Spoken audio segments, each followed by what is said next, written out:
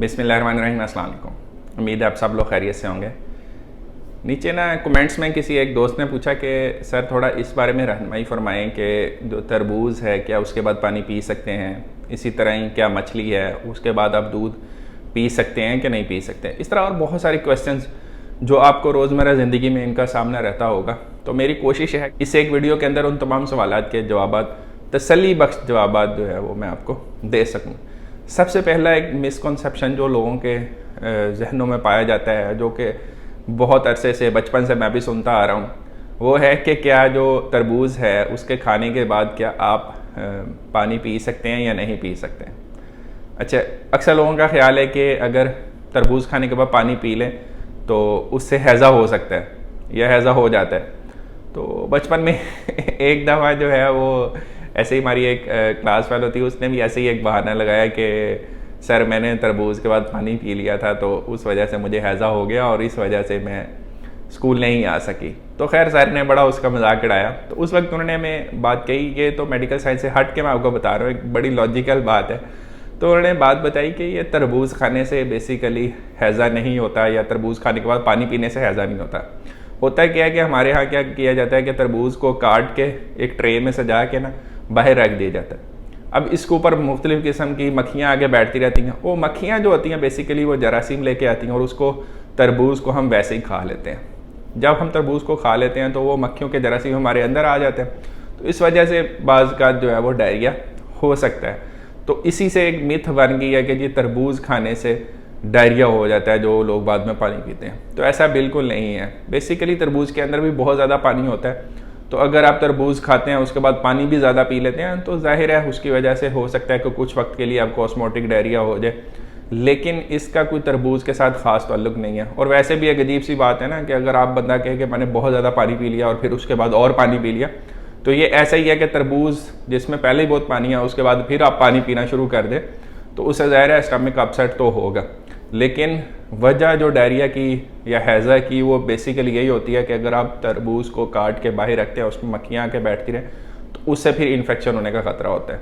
ठीक है, पहली बात तो ये। दूसरी बात जो कही जाती है कि फ़िश खाने के बाद अगर दूध पी लिया जाए तो उसकी वजह से फलवैरी निकल आती है, जिसको हम विटिलिगो भी कहते हैं, और ख़ास किस्म की एक एलर्जी होती है जिसमें सफ़ेद धब्बे बन जाते हैं जिस्म के ऊपर।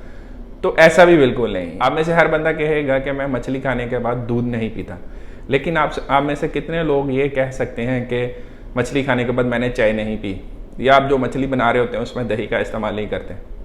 तो मछली बनाने में दही का भी इस्तेमाल होता है, उसके अलावा मछली खाने के बाद लोग चाय भी पी लेते हैं। तो फिर ऐसा क्या है दूध के अंदर जो कि चाय के अंदर नहीं है या दही के अंदर नहीं है। बेसिकली बॉडी ये नहीं देखती कि ये बंदा अब चाय पी रहा है या दूध पी रहा है या दही खा रहा है। बॉडी तो प्रोटीन्स को, फैट्स को और कार्बोहाइड्रेट्स को आइडेंटिफाई करती है कि ये फ़लाँ किस्म की प्रोटीन है, या फ़लाँ किस्म का फैट्स है, या फ़लाँ किस्म की कार्बोहाइड्रेट है, और उसके अकॉर्डिंगली रिएक्ट करती है। ये नहीं है कि मैं वही दूध की चाय बना के पी लूँगा तो मुझे कुछ नहीं होगा, और वही दूध वैसे पी लूँगा तो मुझे एलर्जी हो जाएगी। तो ये भी एक मिसकॉन्सेप्शन है। हाँ, कुछ लोगों को खुदा न खास्ता फ़िश से एलर्जी हो सकती है, तो ये एक ऐसी ही बात है। किसी को दूध से भी एलर्जी हो सकती है, किसी को किसी और चीज़ से एलर्जी हो सकती है। तो फ़िश का और दूध का आपस में कोई कनेक्शन नहीं है, लेकिन किसी शख्स को उस फ़िश से एलर्जी हो सकती है जिसकी वजह से उसे कोई एलर्जिक रिएक्शन हो गया। लेकिन ये विटिलिगो वाली बात या फलवैरी वाली बात, ये भी सिर्फ एक मिथ है। हमारे एक सीनियर होते थे, वो हमेशा कहते थे कि मैं तरबूज खाने के बाद पानी भी पीता हूँ और फ़िश खाने के बाद दूध भी ज़रूर पीता हूँ, ये मिथ को गलत साबित करने के लिए। फिर एक और मिथ होती है कि बच्चों को कनपेड़े निकल आते हैं जिसको मम्प्स कहते हैं। उसका जी फ़लाँ जगह से जाके फ़लाँ एक ख़ास किस्म की कास्ट है उससे दम करा लिया जाए तो ठीक हो जाते हैं। अब वो ख़ास किस्म की कास्ट सिर्फ पाकिस्तान में पाई जाती है, अब बाकी दुनिया में वो नहीं है। तो क्या बाकी दुनिया के जो गोरों के बच्चों के कनपेड़े निकलते हैं वो ठीक नहीं होते? क्या वो उनको खुदा न खास्ता कनपेड़ों के इलाज के लिए पाकिस्तान आना पड़ता है? तो ऐसा बिल्कुल नहीं है, ये भी एक मिथ है। जितनी भी वायरल डिजीज़ हैं उनका एक टाइम ड्यूरेशन होता है। इसी तरह कनपेड़े या मम्प्स का भी एक टाइम ड्यूरेशन है कि वो एक हफ्ते से 10 दिन के अंदर वो ठीक हो जाते हैं। अब होता क्या, 2-4 दिन घर में टोटके करते रहते हैं लोग, उसके बाद जब फ़र्क नहीं पड़ता तो वो जनाब दम करा लें या ये कर लें। उससे क्या होता है वो उसका टाइम ड्यूरेशन वैसे ही पूरा हो जाता है और उसके बाद वो बच्चा ठीक हो जाता है। आप में से कितने लोग होंगे जिनके कान पेड़े निकले होंगे, मम्स निकले होंगे और उन्होंने दम नहीं कराया फिर भी वो ठीक हो गए हों।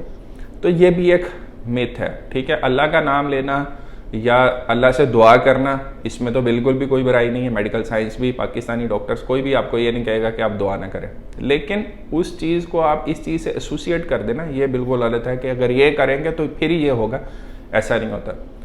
ऐसे ही एक लाकड़ा का आंकड़ा है, चिकन पॉक्स है, उसके बारे में कहा जाता है कि ख़ास किस्म के पत्ते होते हैं, मुझे अब उनका एग्जैक्ट नाम नहीं याद कि उनको क्या कहते हैं, वो ग्रीन कलर के होते हैं। उनको जी काट के एक जगह पे फेंक दिया जाए तो जब वो सूख जाते हैं तो तब वो लकड़ा का आंकड़ा ख़त्म हो जाता है। अगेन वही बात है कि वायरल डिजीज़ है, इसका टाइम ड्यूरेशन 7 to 2 वीक्स होता है, 7 से 14 दिन के अंदर वैसे ही ठीक हो जानी होती है। और वो पत्ते भी 10-10 दिन में नहीं सूखते।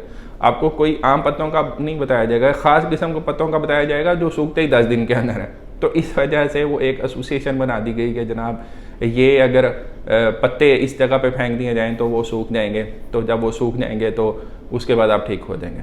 एक और बड़ा कॉमन मिथ है जो यरकान के मरीज़ों के आपने देखा होगा, बांस की शायद वो होती हैं डालियाँ सी, वो गर्दन के गिर्द बांध देते हैं और वो जनाब अगर वो जब सूखती हैं तब तक यरकान ठीक हो जाता है। तो वो वाला जो यरकान होता है वो हेपेटाइटिस ए होता है नॉर्मली, ठीक है। हेपेटाइटिस ए पानी से फैलता है ज़्यादातर, और यानी अगर आप वॉशरूम में जाते हैं, अपने हाथ को नहीं धोते और आप खाना खाते हैं और वहाँ से आपको जरासीम लगने का ख़तरा होता है, इसको हम कहते हैं ओरोफिका रोग। तो इसमें भी यही होता है कि ये वायरल डिजीज़ है, इसका ड्यूरेशन तकरीबन 28 डेज़ होता है, ठीक है। और वो बांस की जो डालियाँ होती हैं वो भी तकरीबन 1 महीना ले लेती हैं सूखते सूखते।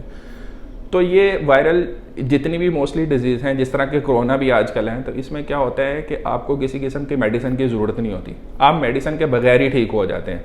आपकी जिस्म की इम्यूनिटी की ज़रूरत होती है और बाकी स्पोर्टी मेडिसिन होती है कि हाइड्रेशन, अपनी पानी शानी ज़्यादा पिएँ और बुखार की सूरत में पैनाडोल खा लें।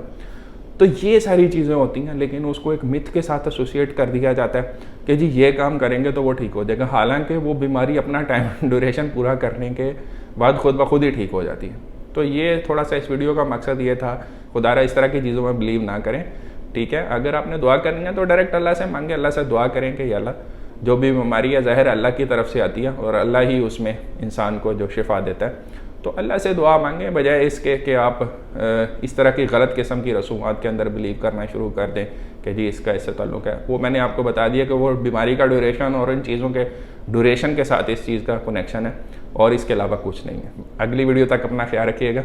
अल्लाह हाफ़िज़।